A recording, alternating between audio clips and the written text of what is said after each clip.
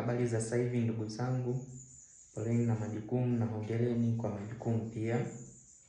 Kwa majina naitwa Alex Simbe. Kwa leo ningependa kushare na nyie vitu vifuatavyo ambavyo ni muhimu.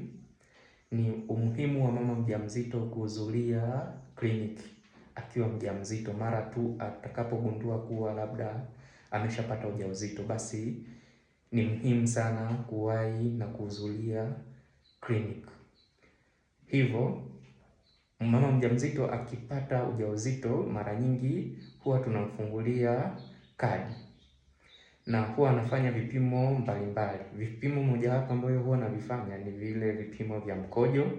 Kwenye mkojo huwa tunaangalia hali ya maambukizi kwenye mkojo au mfumo wa mkojo, hasa UTI, tunasemaga urinary tract infection.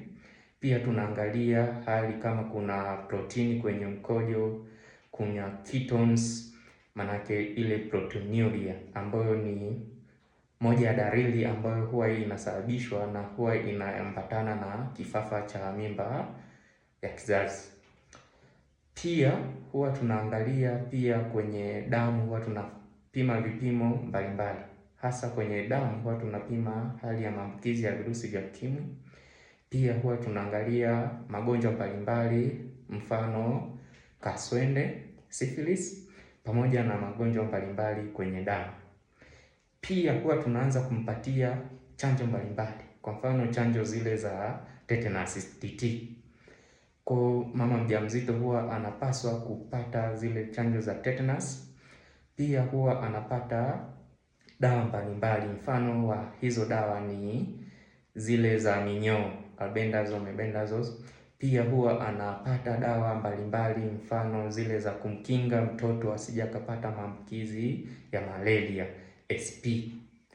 Pia kwa sababu mama mjamzito anaweza kuwa na malaria, lakini vile vimelea vya malaria huwa vinajificha, unakuta unaweza kupima ukakuta hakuna, inasababisha mpaka mtoto anaanza kuambukizwa au anapata maambukizi ya vile vijidudu ambavyo vinasababisha malaria.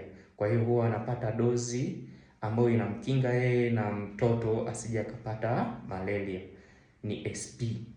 Pia kuna zile dawa za kuongeza damu, tunasema ni folic acid FeFo. Zile dawa huwa zinatumika kuongeza kiwango cha damu kwa mama mjamzito. Pia zina umuhimu mkubwa sana kwa mama mjamzito, kwa sababu usipozipata hizo folic acid FeFo, mara nyingi mtoto